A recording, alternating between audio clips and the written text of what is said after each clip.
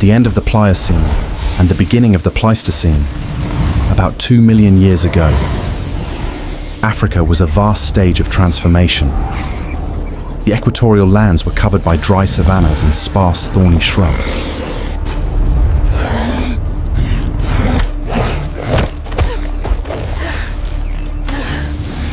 Beneath the grass and dust, other creatures ruled the land. Giant pythons, descendants of ancient reptilian lineages, were remnants of an age when dragons reigned. Their bodies were pure muscle, embodiments of ruthless ambush instinct.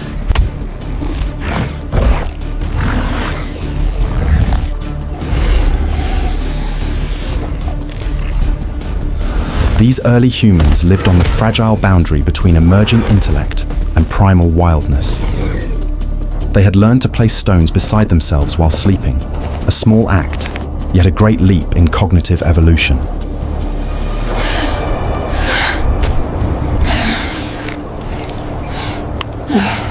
It was the dawn of defensive intent, where thought transcended reflex. Here, the brain opened the first door toward fear and calculation.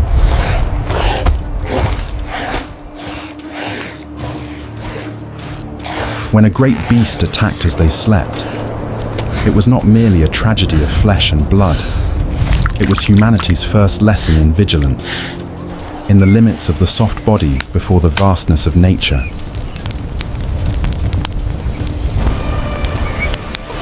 Death became the first teacher, forcing the primitive brain to think before it reacted.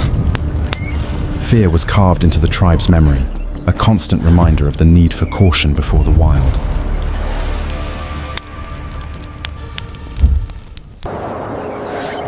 Life in early ages was a fragile balance between survival and annihilation. A small wound or sudden illness could mean death. For these hominins, the world of microorganisms was an invisible, deadly enemy. Their immune systems, though shaped by millions of years of evolution, were constantly challenged by new pathogens in the environment.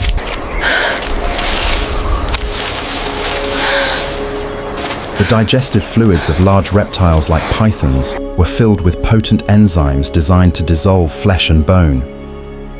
When these enzymes touched living skin, they caused rapid tissue destruction. A devastating wound no primitive immune system could withstand.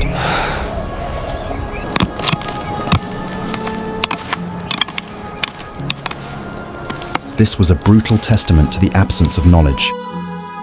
Their earliest healing attempts were purely instinctive, based on trial and error. They may have learned to use herbs by watching animals or through accidental discovery.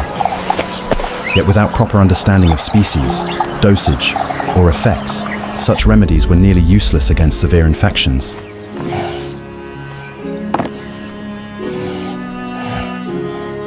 The death of one tribe member weakened the entire group.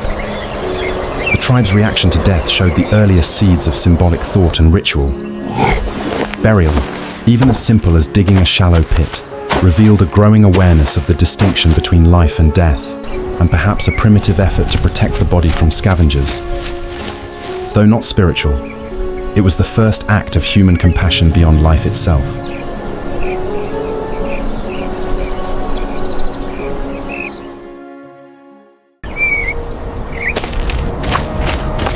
To survive, prehistoric groups had to move constantly. They were nomads, following the seasons, migrating herds, and water sources.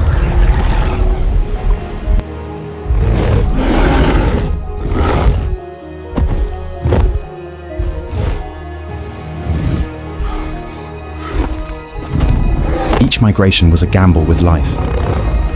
In the Pleistocene world, humans were not the only apex predators. They shared territory with megafauna, giant mammals.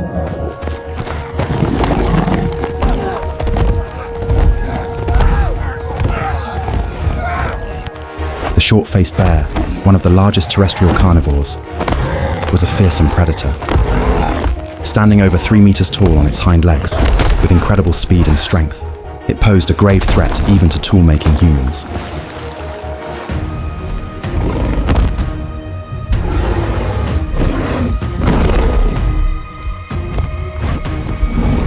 Facing such predators tested intelligence, speed, and cooperation.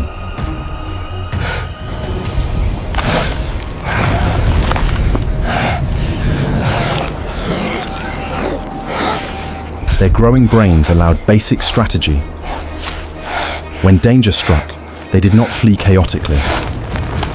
The most experienced leader signaled the group to move toward terrain advantages, such as narrow gorges where large beasts could not chase effectively.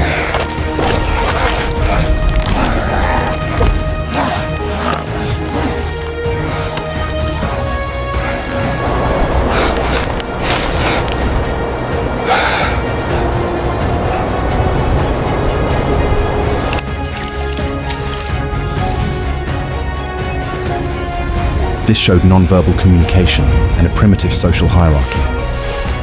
Their upright stance and long legs granted endurance, but falls on rugged terrain could cause catastrophic injuries such as bone fractures.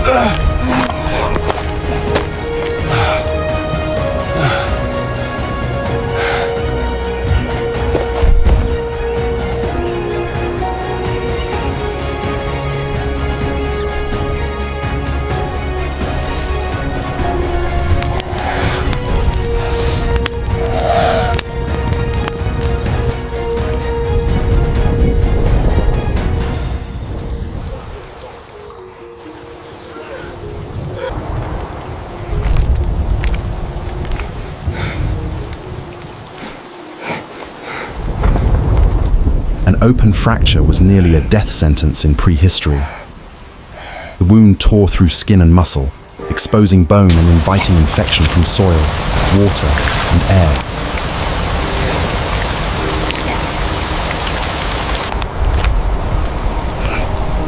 Without sterilization, infection was inevitable. Bacteria thrived in dead tissue and bone marrow, leading to necrosis and fatal sepsis.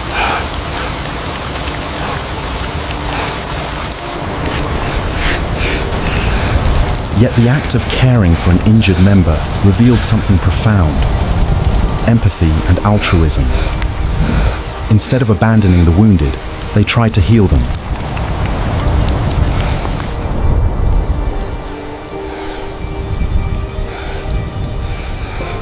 Splinting a limb with branches showed intuitive understanding of mechanics, the need to immobilize. Even though most treatments failed, it demonstrated problem solving, driven by an increasingly complex brain.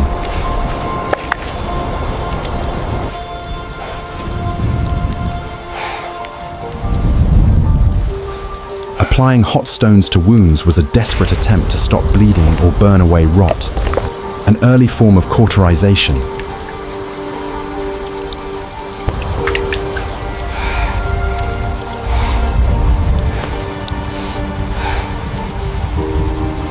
It caused unbearable pain and further tissue damage, but reflected causal reasoning. They had seen fire change matter and tried to harness it against decay. Though primitive, such compassion strengthened group bonds and cooperation, the roots of human social survival.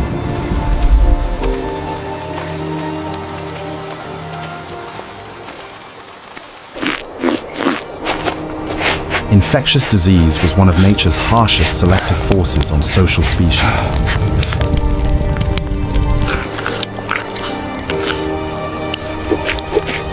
Dense living increased contagion risks. For close-knit early humans, an epidemic could wipe out an entire group.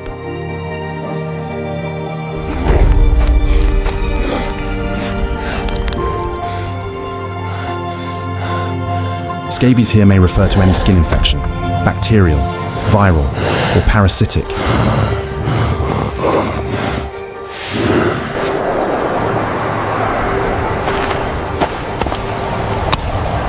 When facing an unseen, incomprehensible threat, instinct dictated fear and avoidance.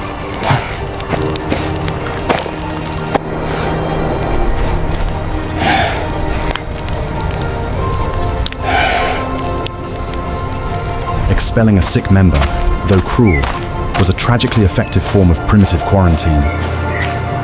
They had observed that contact spread illness.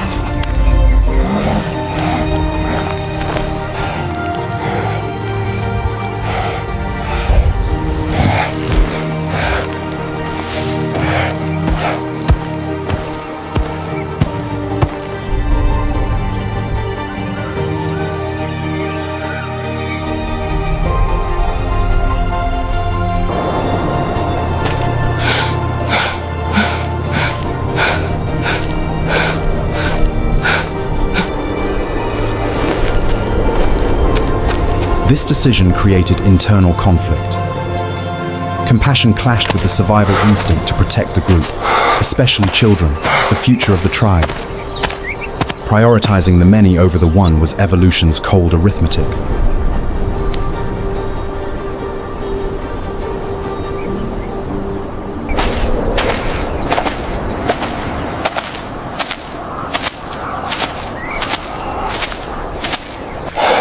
For a highly social species, exile meant near certain death.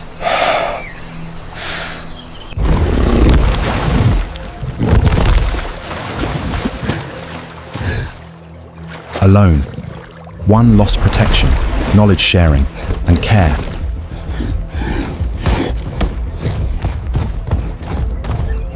Isolation was not just emotional pain, it was biological catastrophe.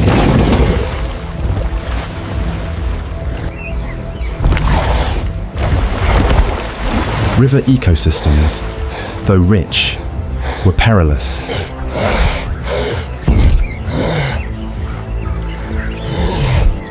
Giant crocodiles ruled the waters, perfected ambush predators. They were constant threats to any creature that drank.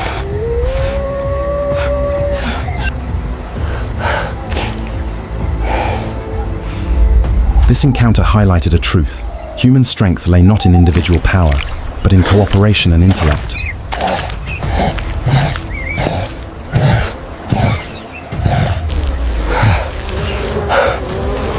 Alone, the infected individual fought both disease and hunger. Fever sapped energy and water. Lesions deepened.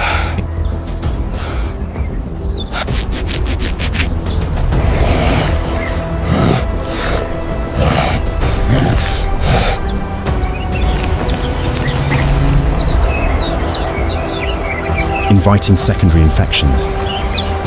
Evolution's lesson was clear. Those who maintained social bonds survived. The isolated perished.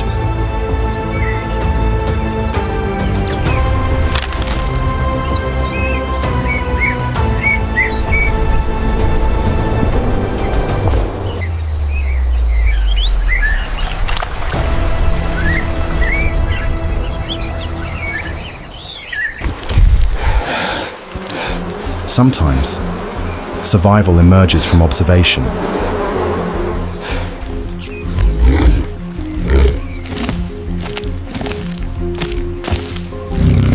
Zoopharmacognosy, animals self-medicating, is seen across species.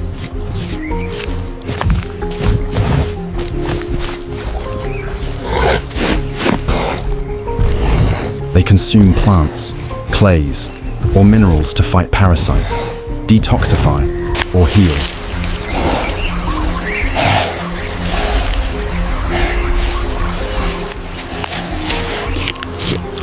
For a dying hominin to watch a wild boar treat its wound with a plant was a cognitive breakthrough.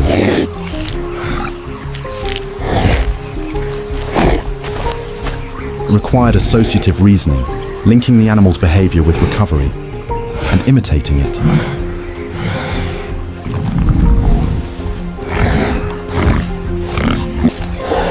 This was an early spark of analogical thinking, the foundation of advanced intelligence.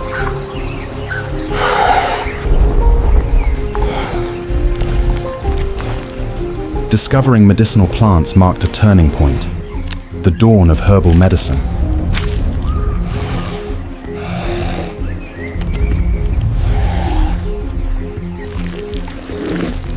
Using stone tools to crush leaves and extract sap showed flexible problem solving.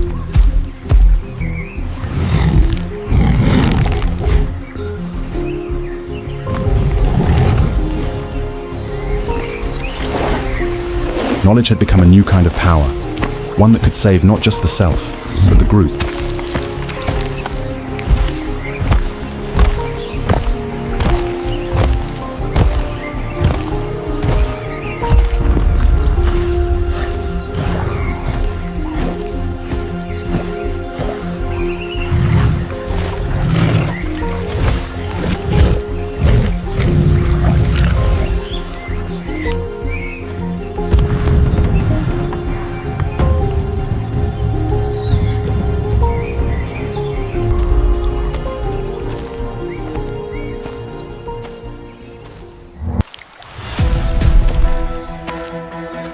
After recovery, energy was paramount.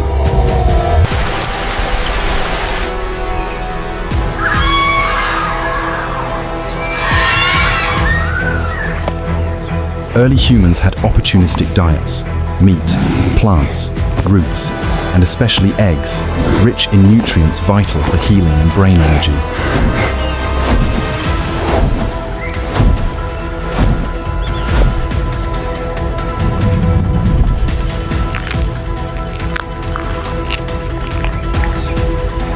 But high rewards meant high risks. Giant raptors of the Pleistocene, like Haast's eagle, fiercely guarded their nests.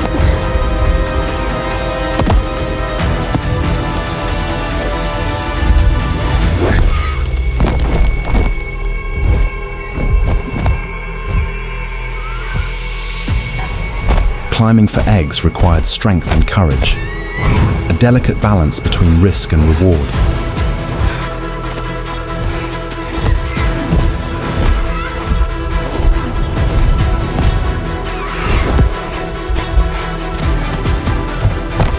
Reuniting with the old tribe was momentous. The once rejected individual returned stronger and wiser, bearing knowledge.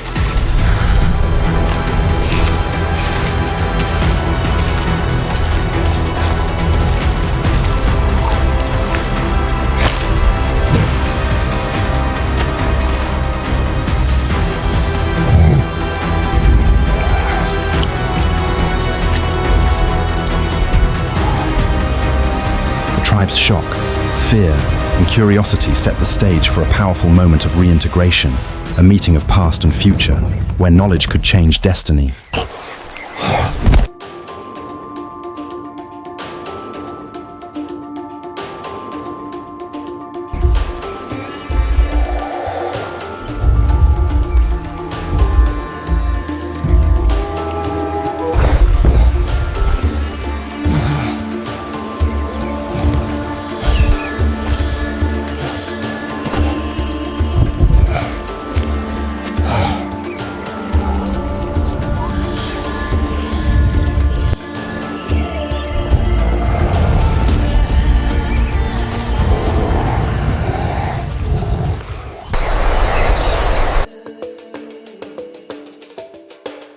The outbreak that struck the tribe mirrored the outcast's earlier suffering.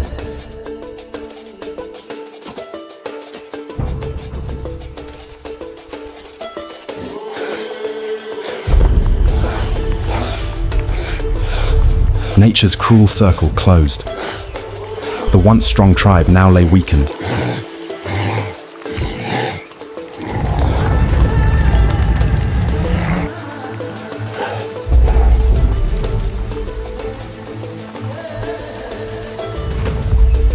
By pointing to his healed scars, the man communicated hope. In a world without language, showing was stronger than telling.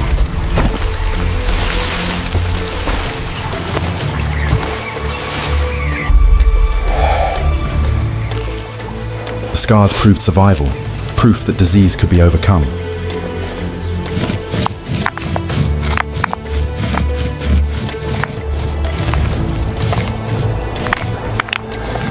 Teaching others about the healing plant was a milestone in evolution, the transfer of individual knowledge into collective wisdom.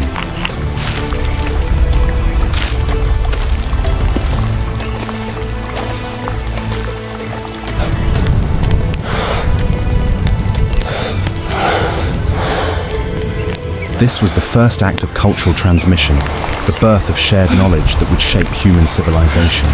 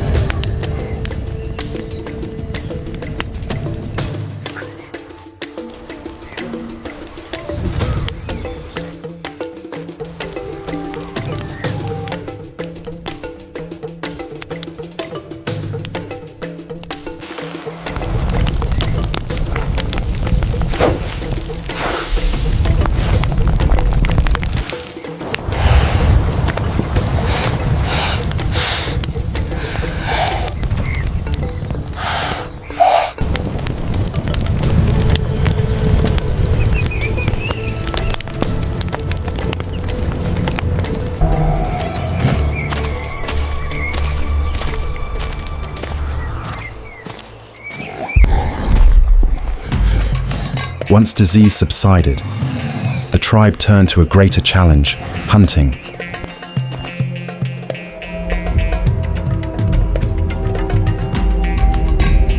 Killing the giant short-faced bear was not just survival, it was symbolic.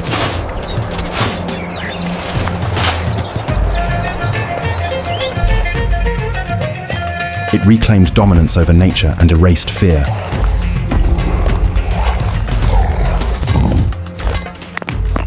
Their plan, using the canyon's terrain, showed abstract reasoning and foresight.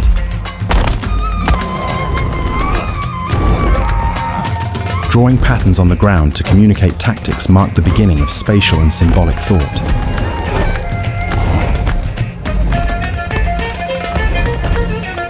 It required coordination, trust, and shared intent.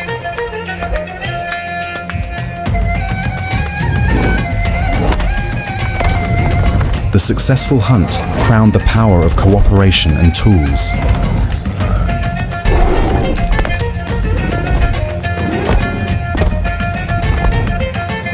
It brought food, warmth, and unity.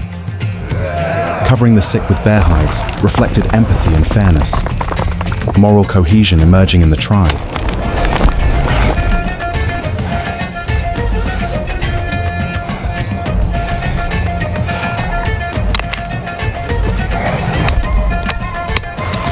Finally, carving a leaf symbol onto a stick was profoundly significant.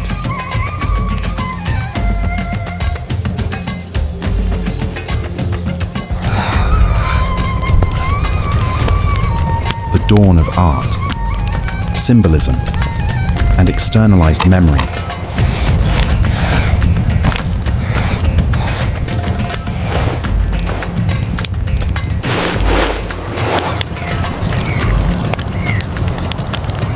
The mark turned knowledge into something tangible, a vessel for transmission even beyond death.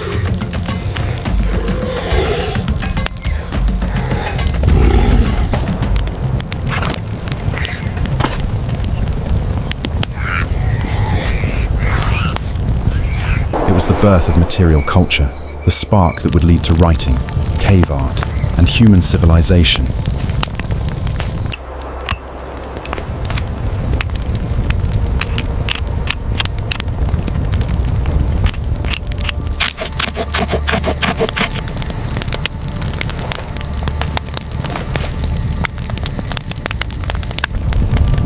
Through knowledge, cooperation, and symbols, humanity began its journey to master its own fate.